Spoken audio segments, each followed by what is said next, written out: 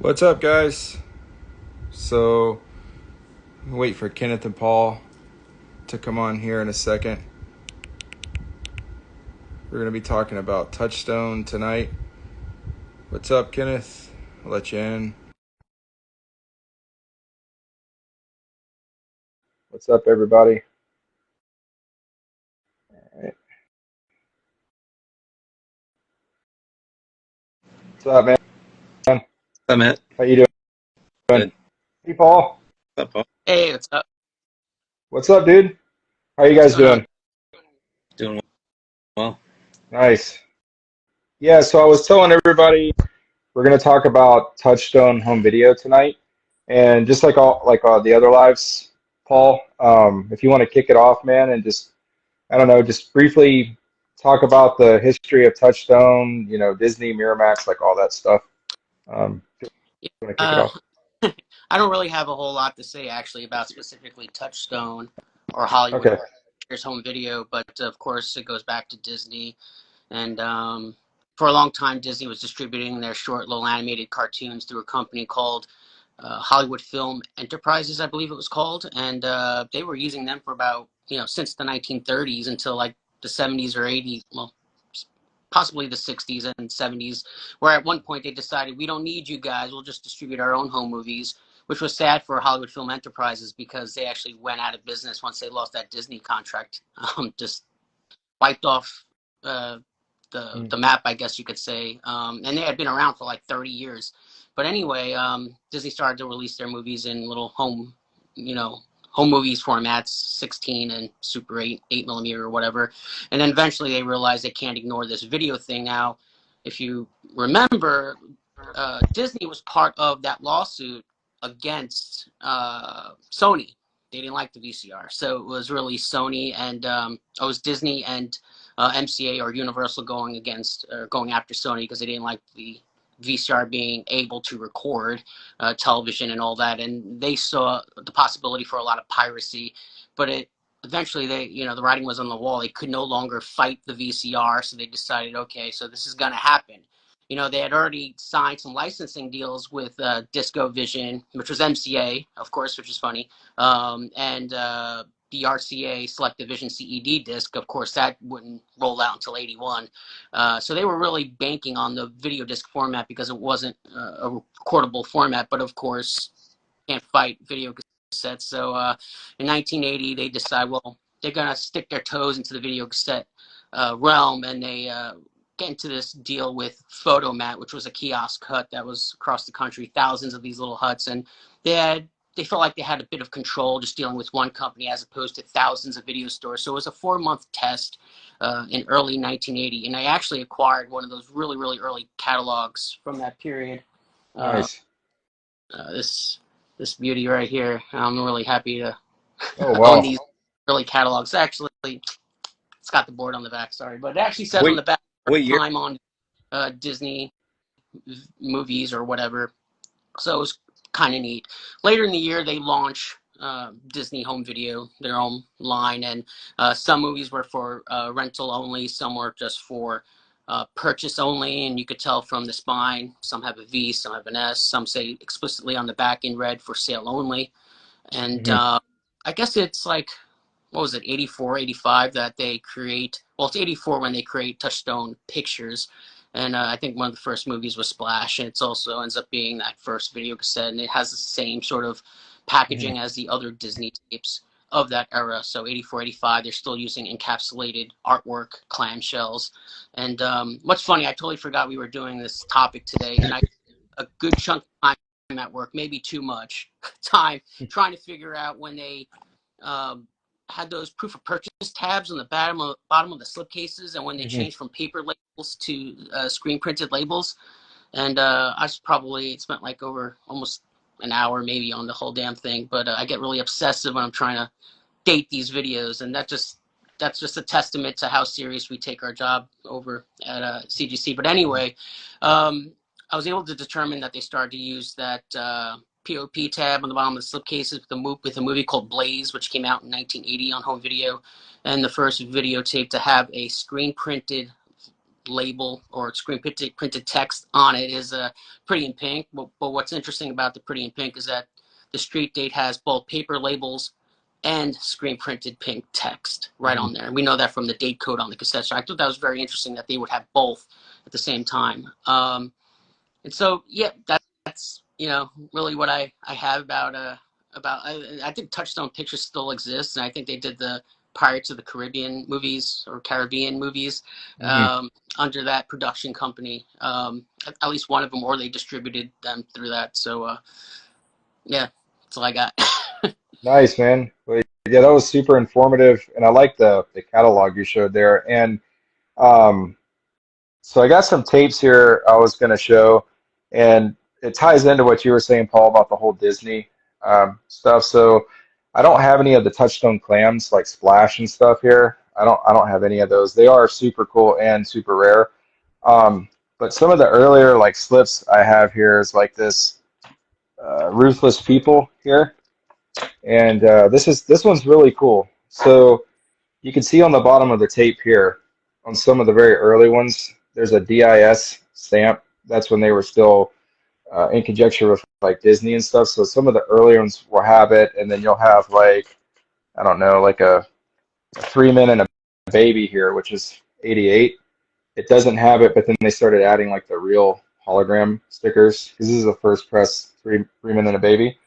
And what's also cool about this one too is this is like an official Touchstone price sticker. So you can see there $79.95, and then I believe I'm pretty sure there's the $89.95 that started a little bit slightly later, like, and you mainly see it like on Color of Money. It's the same gold sticker. But what you mentioned, Paul, too, is like on the sides of these Touchstone tapes, like many other distributors, there's like a date code. So like on this Ruthless People, the date here is 1/30/1987. So that's the first Ruthless People tape. And this is the main tapes they were using. It's like these Konica tapes with like the yellow wheels. And these are some of my favorite tapes with like these wheels because they're super unique, you know? But I thought that would be cool to show on here because a lot of people, they don't really know about like, especially like on this, I got a Color of Money here. It doesn't have the sticker.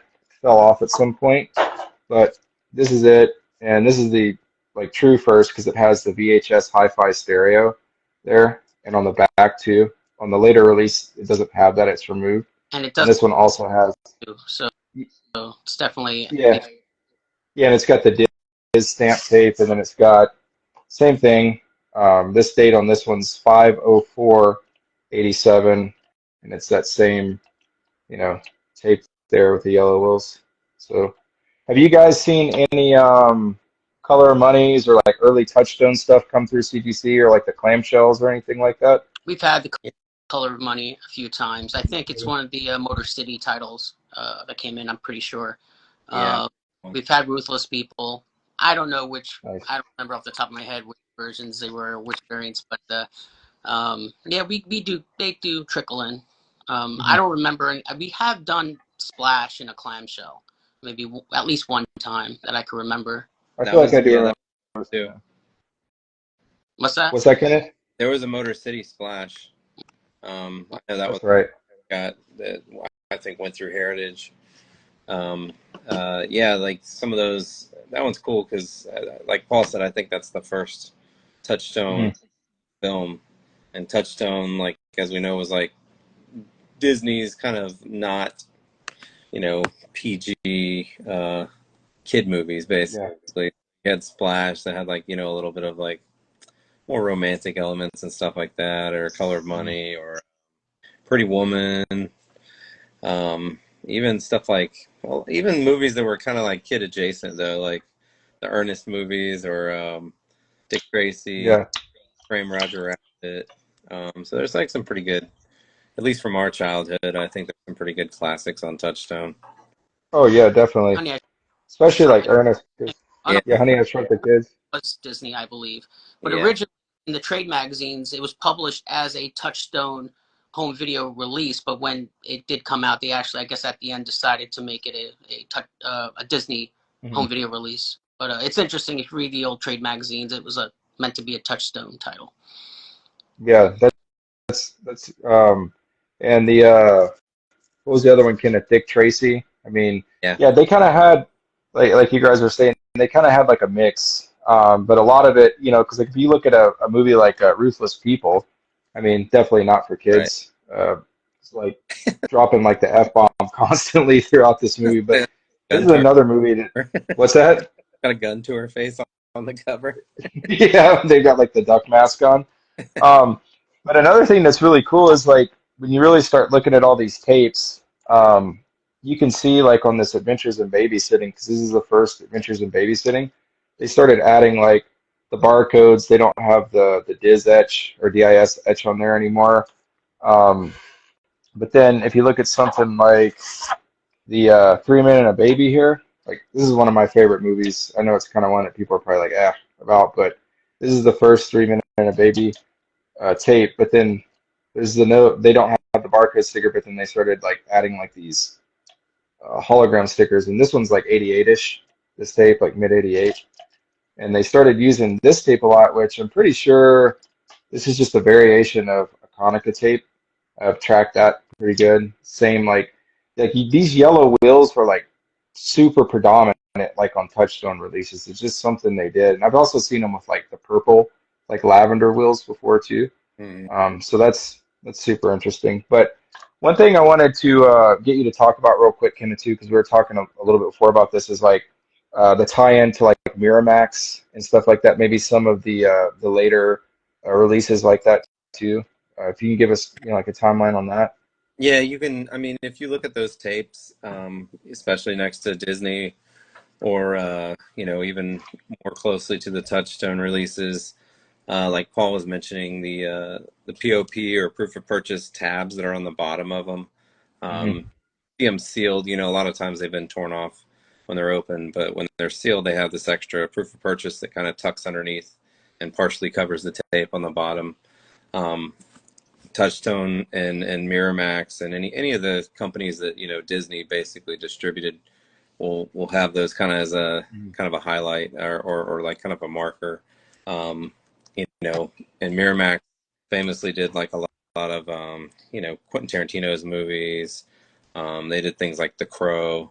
So in the '90s, Miramax was kind of like a powerhouse for action and maybe a little bit more you know hardcore or adult, not necessarily adult, but the more graphic horror movies and you know um, graphic action movies than something that you would normally see on Hmm. Touch. So, it seems like Miramax and Dimension stuff like that, distributed a lot of those popular titles of the '90s. Yeah, definitely. I mean, and like you mentioned Pulp Fiction, and it's just I don't know, for me like um being in the rental store as a kid, it's like for some reason the Touchstone covers like always stood out for me, especially like Adventures in Babysitting. Another good one that I like a lot is Can't Buy Me Love. I love love this movie. Patrick Dempsey was great in it. This one's actually really hard to find because it's that cream color tone, dull color tone slip we always talk about, that box texture with like the gloss and stuff on it. And another random thing too is like on these early Touchstone slips is like I don't have another Ruthless People, the later Ruthless People here to compare this to, but like the barcodes like shift. So on the later one, the barcode's like a little bit higher, and this one's lower. Um, this coverage is so good too, and you don't ever really see them with these, the price stickers and stuff on there. So I had a Color of Money that I had sent to you guys when I was at Comic Connect, and I believe it did have the 89.95 gold Yeah. Touchstone sticker on there. You guys remember that one? Hmm. Yeah. That was recently, so Yeah. yeah. Yeah, we've definitely Thanks, seen Kenny. one or two of those. I was going to say too, those price stickers you see on the Touchstone, Hmm. um, it's no surprise, but they kind of closely mirror what you'll see on some of the earlier Disney stuff too. So that That's true. gold sticker with the price on it, you'll see those on like the early prints of like the Disney sing along songs, like the Zippity Doo Dah Mhm. and stuff like that. We've seen handful of those, and I mean, A or, lot of the bigger classics. I mean, the debut of Cinderella, I think, also had that gold sticker. I mean, most Mhm. of the Disney prize stickers are gold. I think there's some smaller slip cases like Fly the Navigator and things like that that had like a paper sticker, but a lot of the classic movies, and I guess some Mhm. of the like Touchstone movies had that gold sticker. So they certainly stand out from the other publisher stickers out there. Yeah, and it's one of those things too, like to tie in what you guys were talking about, like how they used them early on the Disney like clams and stuff. Like you don't really see them too much like after um it's really after like 88. They just kind of phased them out and you don't really see them that much at all. I mean, like to find them like this is really rare. I remember when I picked this up on eBay like a year ago. I thought it was so nuts because I got this for like $10. I mean, granted it's open, but this is just a super rare tape. Um, and I always kind of gravitated toward this cover too when I was a kid because, like Kenneth said, it's pretty wild. Like, with like the duck mask and they like have her hostage. Bette Midler's on there. But this is another sticker too that you don't really see a lot, but that's actually a Touchstone sticker too, like the new, and then they'd have it mixed with this, like the price sticker and stuff. But um, I don't know. To me, it's just Touchstone kind of had those like classic, like campy fun 80s movies. You mentioned like Ernest Goes to Camp. That's another one of my favorite ones. I don't actually have that movie, so it's one I need to pick up, and it's actually kind of hard to find. Do you guys have uh, Ernest Goes to I Camp? Kenneth, Paul, do you have that know one? Ernest movies, but I don't know. Yeah. I I doubt. I don't know. I No. feel like one of great them, but a few Ernest movies, but I think the first one was Ernest Goes to Jail, or That's I don't know. right. That was just part of. I think that was a 1990 title, a December 1990 title, Touchstone title. yeah. Yeah. Uh, When I'm gonna say and like with the go I was ahead, Kenneth. just gonna say thanks, Dan, for the he congratulated me on their promotion, Oh yeah, but that's right, dude. Congratulations on the promotion. Seriously, it's awesome. It's great for the hobby. yeah. Yeah, I was gonna say there's a lot of neat differences early on the Disney stuff too that me and Paul have looked into. Some of like the earliest tapes, they were very you could tell like Paul was mentioning, in the intro where he's kind of talking about the history of Disney, and they're like, Hmm. them being worried about people recording all their stuff, and some of their earliest tapes they'll have like imprinted on the edge of the actual cassette. Um, what does it say? Like I forget what the verbiage is, but it's basically For like only or something to that nature. yeah, like for Hmm. rental only, resale only, like Quite rare. there's- I mean, there are cases that will say on the back, like I mentioned before, for rental only or for sale only, but Hmm. very few actually have that printed on the tape guard or on the top of the cassette. It's yeah. quite rare. You don't see them too often. That's true. I found like I tried to find like an early because Paul had found a listing of like their handful of first titles, so I think the Black Hole, like the earliest print I could find on VHS, with the enclosed art clamshell. Hmm. And when he says enclosed art, the front, back, and the middle will all be kind of like separated by the Hmm. melted seam. So later you'll see those enclosed artworks in like a normal, non-enclosed clamshell. So you'll see Hmm. something like the old art, but in a newer style clamshell where it's just the continuous sleeve. Hmm. Like So this there's Yeah, there you go. yeah, side. yeah, You see those a lot. I know it's kind of getting off topic, but you see those a lot like on the unicorn Yeah, clams and stuff, like the embedded. Yeah, which one is that, yeah. Paul? Which that which movie is that? What movie is that you just showed? I didn't get a good look It's at a it. it's a Disney classic. titles in Spanish. The Living Dead, I think it translates to. Oh, nice, Unicorn release dude. That's the versions. Boris Karloff Yeah, movie, right? yeah, spoilers, Boris Karloff. Yeah, That's cool I as hell, love. man. They also got that big beta sticker on, like the a lot of those Mm. Disney or Touchstone early paper labels. Yeah. And that's real quick. I'm glad you just brought that up, Paul, because because I only have a handful of the Touchstone tapes here with me right now, but um, where's one right here? Like this Color of Money. Like they kept that style, like that oversized label, you know. And on some of the earlier Touchstones, like you'll have two different versions of the Color of Money tape. You'll have it where the Touchstone labels or like the logos above, and then on like the reissue tape, or the second Color Money tape. Well, not just Color Money, but the other, Touchstones too. Like the name of the movie will be above and the logo will be below. So I know that's like into the weeds type stuff, but um, it's cool you showed that because like they do like the Touchstones, the Disneys, like all of them have these like just oversized Well, those labels, that go over the actually, show there. I guess they fit well on a VHS tape, so they just kind of Hmm. use them both. I mean, if you put a VHS sized label on a Betamax tape, it doesn't look as good as the opposite. So That's true. at CDC, we call them beta sized Yeah. labels. Yeah, we Yeah.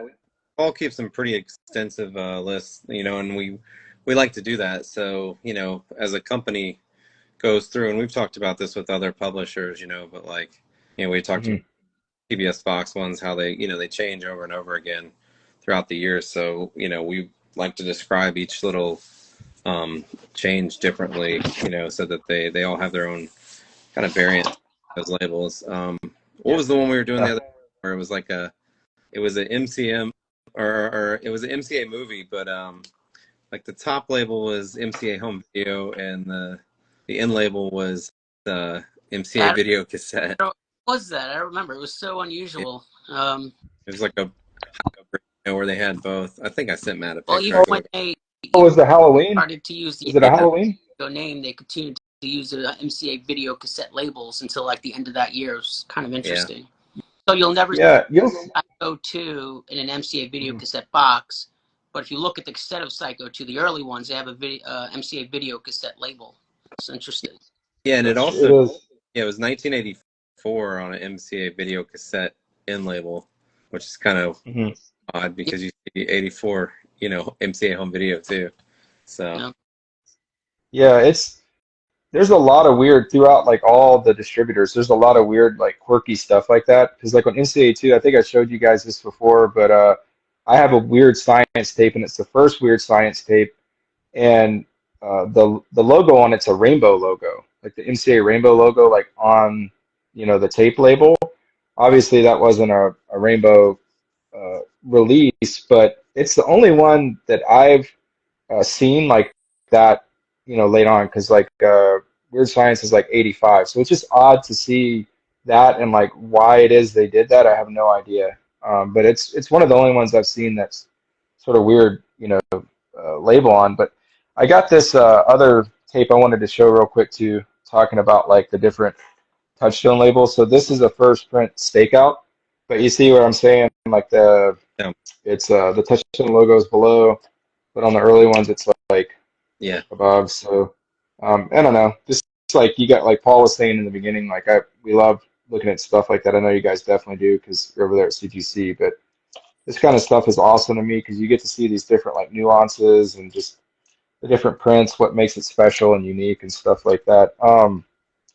Some of the the Touchstone clams though too, kind of going back on that. I wish I had some, but you don't see too many of those. It's like only a select few movies were put out on those Touchstone clams. Like you mainly see like Splash.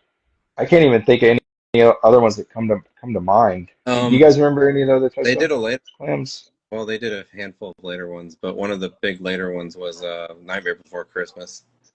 Oh, that's right. Yeah, that's true. But early on, yeah, there's only I don't know.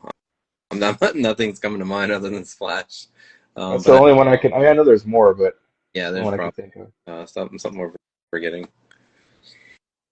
Do you have Yeah, any? Do you have any Touchstone clams there with you, Paul? they did Actually, some Turner Pokemon and ones. Hooch is one of them. That's right. Yeah, Yeah, yeah. yeah, they did some later Pokemon Dead tapes too. Poets Society is another early one. Dude, Dead Poet Society is good. I haven't watched that movie in a long time. Um, I'm like but eBay yeah, scroll. are you on eBay right now? Are Yeah, you looking on there? No, that's but Um, our we missed tape. some. I was looking at some of our notes.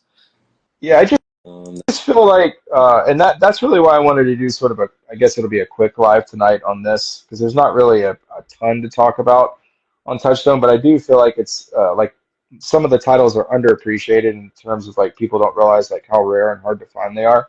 Like if you look at something like Adventures in Babysitting, I mean, and I know a lot of people like this movie, but they're probably used to seeing the ones with like the Buena Vista watermarks, which is from like the 90s. Stay away from those. But like this Street Date Adventures in Babysitting, it's not easy to find. And what I wanted to show you guys on this too, and you guys will get a kick out of this, but this came from a holiday video in Michigan.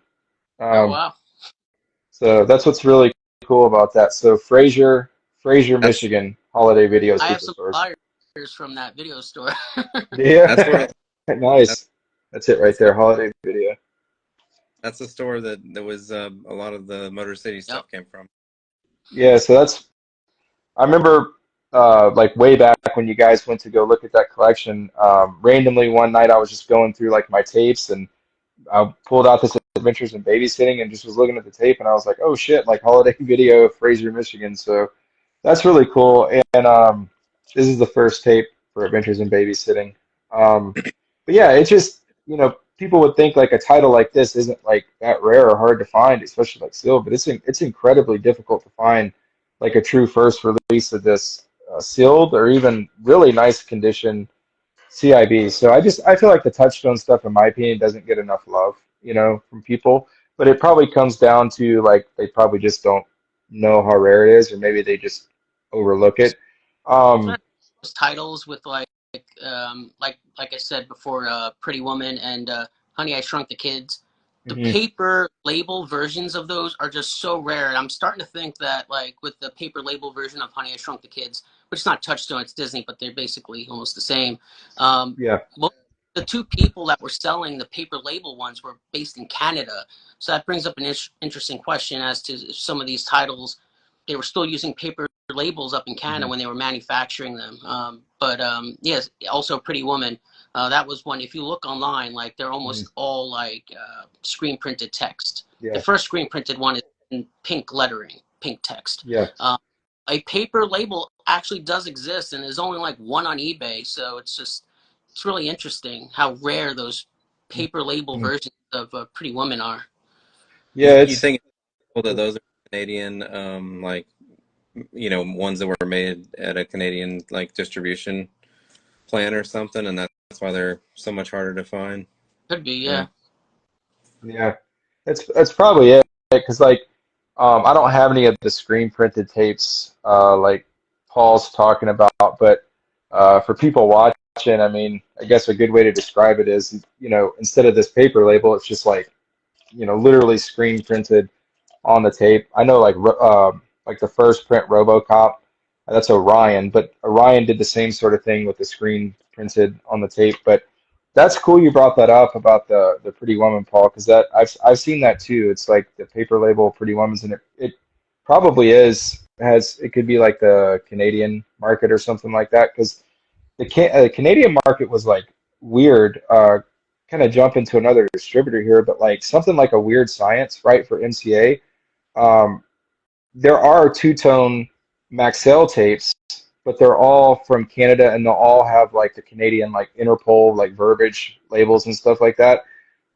So why Canada did certain things like that is it's really interesting. I don't, have a good answer. I mean, what do you guys think? It's just how they were doing things, is the Yeah, material they it's had or stuff like kind of that. it's kind of the same discussion we've had before, and like even with video games, where if you lived in the Pacific Northwest, you probably got this, distributor or a Mhm. plant that was producing, that had, basically that territory to produce these items. So that's something that me and Paul noticed too, doing the Motor City collection, it being, in Michigan and so close to the Canadian border, there was a handful of Canadian tapes like sprinkled in there, where it was Alliance or MCA did a Mhm. sticker was, that was like the Canadian variant.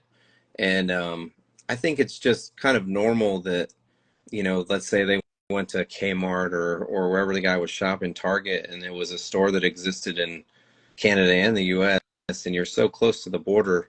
Um, Mhm. when I worked in retail, it was not uncommon for, say, like Best Buy, on release day, we would get, 50 copies of a movie, right? And maybe only like 30 of them sold.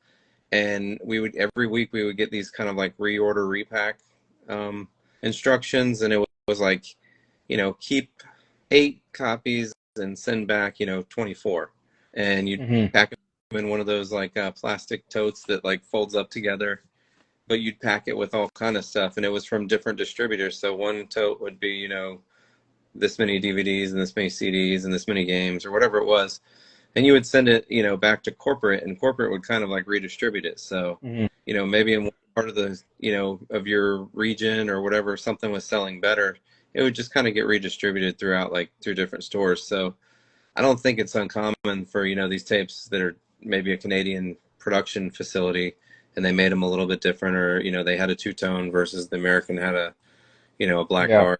Um, and then they get redistributed just because of sales and, how the market's going for that store and that region. Hmm. So you do that a lot more in like the northern states where they end up with Canadian stuff, and I think it Yeah. was just them exchanging this stuff to try to sell through it. So That makes the most sense to me.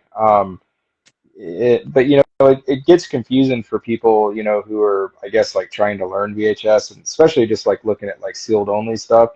It's something like a sealed, Weird Science. Well, that would have like the back vertical watermarks, but it could still throw somebody off. They're like, oh, it's a two-tone, and they might think it's like a true first, like North American release, but it's Canadian. But speaking of two-tone, real quick, like I know early on, like in the Disney clams and like can only think of Splash right now for the Touchstone that had two-tone tapes, but like a lot of the early slips, they didn't use like the two-tone tapes. Like the main tapes they were using are these tapes right here. This one yeah, and this shell. Like you don't really see any two-tones on any of the early slips. I don't know why that is. I mean, these are still like crazy heavy-duty tapes.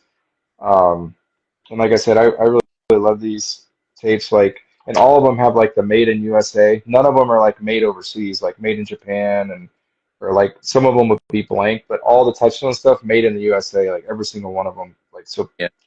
I think there's like a third tape too that looks similar to this one. I don't have it. But So it's super interesting. I So, wanted to touch on, and this is just kind of like for collectors that are looking at this stuff, and this is definitely not foolproof by any means because, mhm, Disney, Touchstone, Miramax, just like any other company, kind of did things a certain way, but then they also broke their own rules. mhm, Um, we've noticed that trying to, track release dates on a lot of this stuff, but um, we've done a lot of, research, with the catalog numbers, and so Disney Touchstone, Dimension, Miramax. You'll notice all of these like producers will usually have a kind of like a silvery gray sticker on the either on the bottom of the clamshell if it's like a Disney one, or show mhm. show one of those tapes you have, Matt, where they have either the Touchstone or the Miramax or the Dimension. It's always like black text on like a grayish Are you silver. talking about on the tape or the actual Yeah, cover? yeah. Well, it's like the actual like tape seal. Yeah, on the end Oh of the yeah, tape. Yeah, so like these.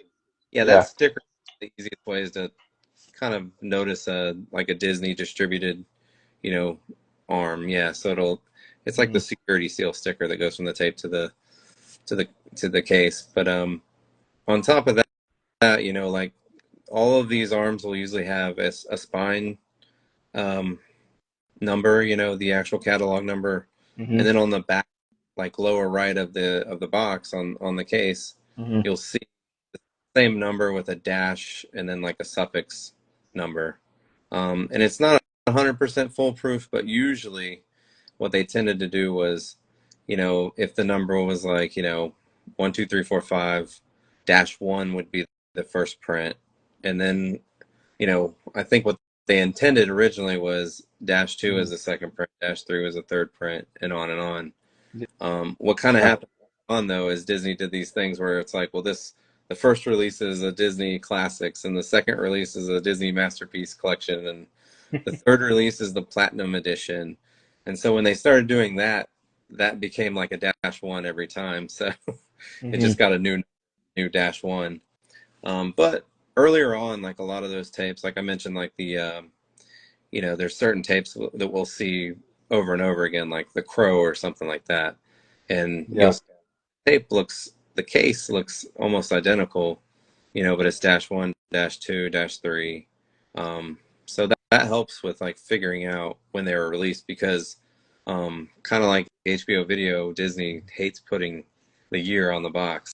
So that's true. almost any of those Touchstone and a lot of them, they omit the year. They just put, copyright, Buena Vista, Yeah.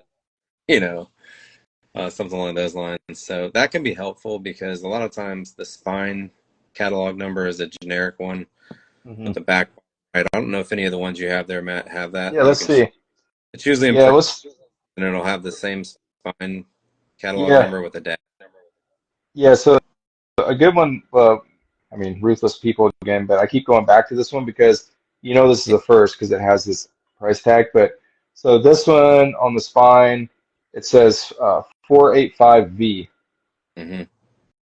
on that one, and then on the back, And the V is for um, test and beta. So yeah, it's right there. People can see it right there, and then on the back, um,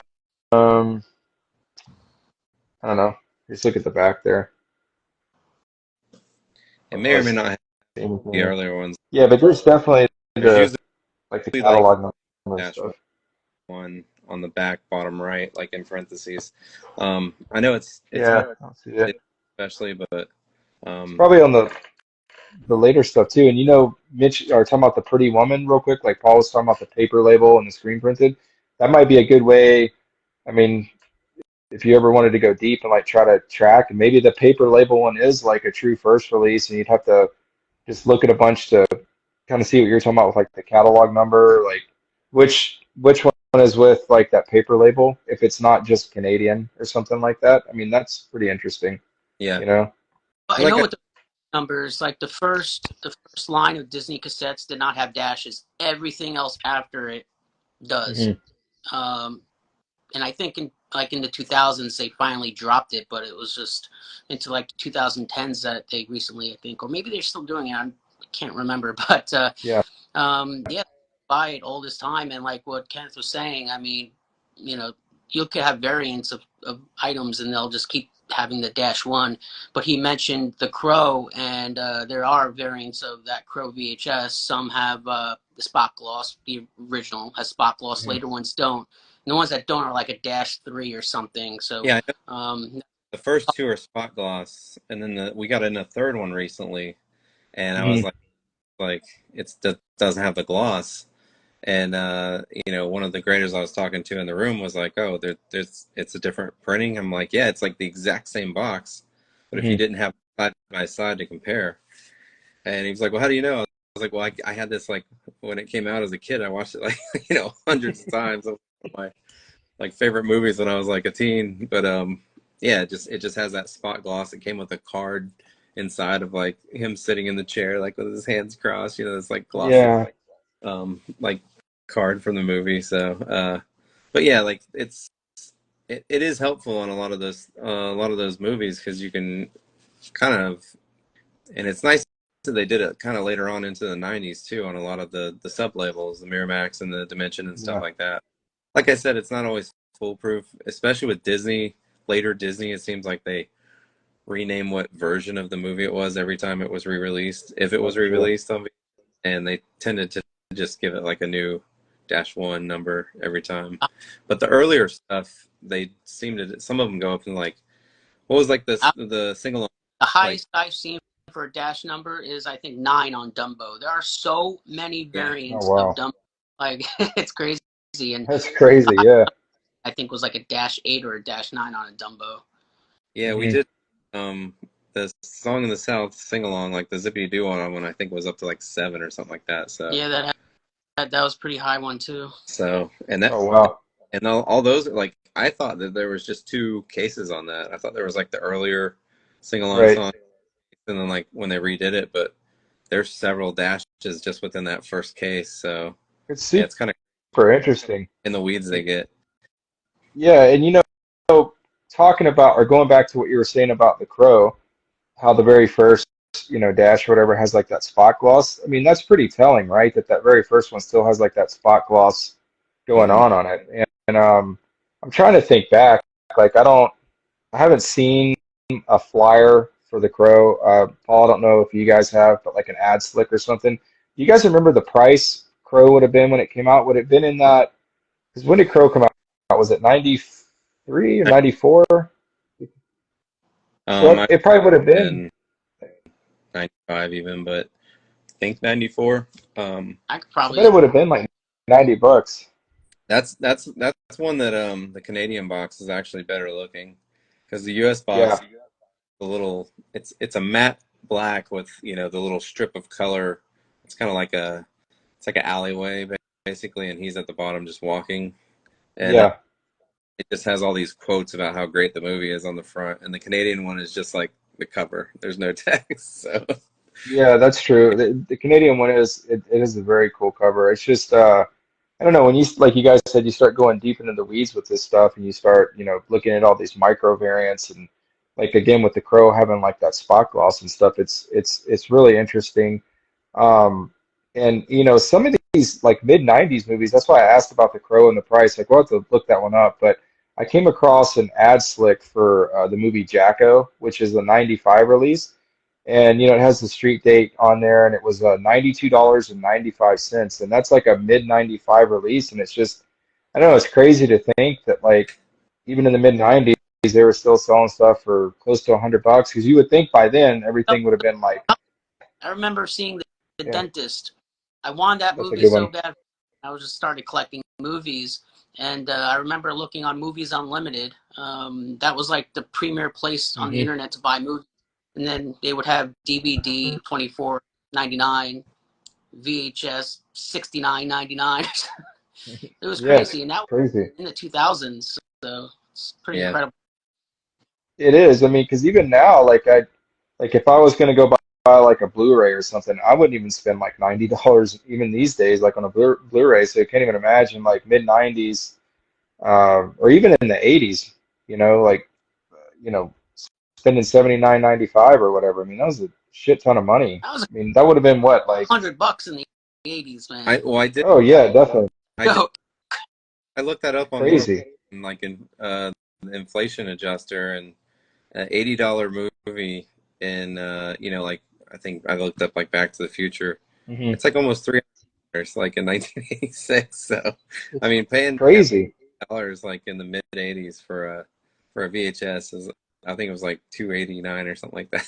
So And Back to the Future, Danny told me this one time that was like the highest selling like 79.95 tape to date, like of that year. But of course, it's Back to the Future, so people were buying it. But yeah. it's wild to think like even all the way back then, and that's why obviously everybody rented. You just go rent tapes for like a couple of bucks or whatever.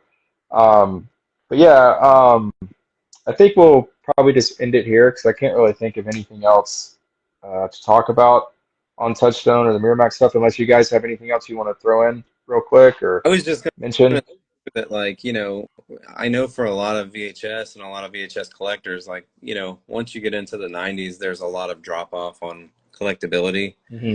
But a lot of the these Disney owned sub labels, have a lot of popular, like I said before, like with all the Tarantino movies, like all the Kevin Smith movies, Clerks and all these Yeah. uh, were on these labels too. So Nightmare Before Christmas, whatever it is, Roger Rabbit, like there's a lot of like early to even late 90s movies that came out on these labels. So I think they did a pretty decent job of like, keeping some serious titles. Again, The Crow, man. We've had so many people send in The Crow, and Hmm. you know, Pulp Fiction. Gosh, Paul loves how many Pulp Fictions we get. So, like, I don't know. We get so many of them. yeah, How many of you guys think you graded so far, Pulp Fictions? I don't know, a Well, lot. probably around 30 of them, Yeah, Yeah, maybe.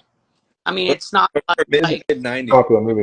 but it's like one of those titles that you wouldn't expect to get so many of. Yeah, Yeah. People do go crazy over like the Pulp Fictions or like Crow or like even Terminator 2. Well, that one's a little bit different, I guess, because that one's slightly yeah. earlier. And Well, Kenneth, Draft like one of those 90s titles that we just see all day over and over. But I would say the Yeah. majority of them come from like these Disney property labels, you know. So yeah, there's just I feel like just kind of looking through these listings, like there's just a lot more that are Hmm. either Miramax, Dimension, like there's just a lot of '90s movies that are out on these labels where most of the people are looking for a lot of stuff is from the '80s on VHS on tape, but Hmm. That's so true. Yeah, I mean that's a great great points. It's just real quick. This just popped into my head. I know this is like jumping off subject here, but I don't think we talked about this on a live. But do you want to talk about real quick the true first print of T2, Terminator 2? Because a lot of people think it's the subway sticker, yeah, but yeah. not trying to put you on the spot, but I Uh, really wanted you to talk about that real fast. yeah, that's like one of my top favorite movies. So I ended up um, getting like um, two of those from the Motor City stuff, and luckily, with Motor City we have Hmm. the dates that they were purchased, right? So on the stickers, I was in the same camp. I had heard that like the Subway one was the first. The Subway one's pretty early, but it's not the first. So um, Hmm. the boxes, the cases on those are nearly identical, and the only difference is the soundtrack on the back bottom. It's tiny. It's like the print's so small that it's just like a almost blurred image. But the original soundtrack was on Geffen Records, and then about 6 months later they changed the box to say Maurice Sarabande, which Maurice Sarabande does a lot of movie soundtracks. Hmm. Um, but yeah, otherwise, like it just has the camera authenticity holofoil sticker that you showed earlier. It Hmm. has one of the tapes that the Subway one does not. But yeah, they added the Subway promotion. I think it was like 6 to 8 months later after the movie came out. But the nice thing about like those Motor City tapes and their dates on them that helped us a lot is, if I'm remembering correctly, that movie came out on August 5th to the public, um, to buy like in a store, not a rental store would have had an earlier street date. And that's Hmm. what like right around $100, I believe. But Yeah. when it was released to the general public, was August 5th, and the Motor City copy was August 6th. So it was nice Yeah. seeing Wow. the day after it came out, Yeah. and it had a little bit different box, but all the UPC, all the screenshots, the whole composition of the box otherwise is identical. It just has Hmm. one little, track thing is different. And like I said, the tape has a different sticker on it. The hype sticker, obviously, for Subway isn't there, but um, you know, Yeah. that's I'd like to see the expiration date of the Subway coupon. what about Oh, it? the I'd like expiration date? the expiration date of the Subway coupon that's inside the Oh, tape. I think that would be useful as well. yeah, Yeah, yeah. that's true. You have to you could probably find a CIB one on eBay and just pick it up with the little coupon inside, or It's even just look at a picture. That's a I've good looked, idea, though. it's one of those things that's usually missing, but every once in a while you'll see that stuff. Like the not Jurassic Park, Back to the Future had like some coupons, and like that's kind of a neat booklet because it has like like swag in there, like it's like some posts or like shirts and different things that you could buy that are Back to the Future branded, and it's like Oh yeah, be fun to find that stuff, so like that's what's kind of neat. It's definitely.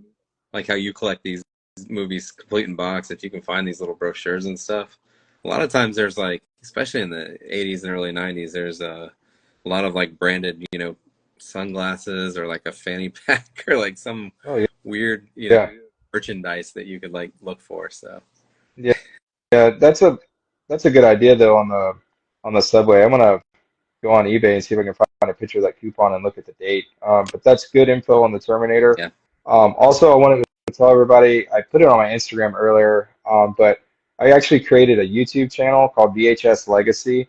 It's just a cool name. I thought it was a cool name to come up with. I did a little logo. So from now on, when we do these, if you guys, we can record them and put them on YouTube. It might be a little bit better platform than IG Lives.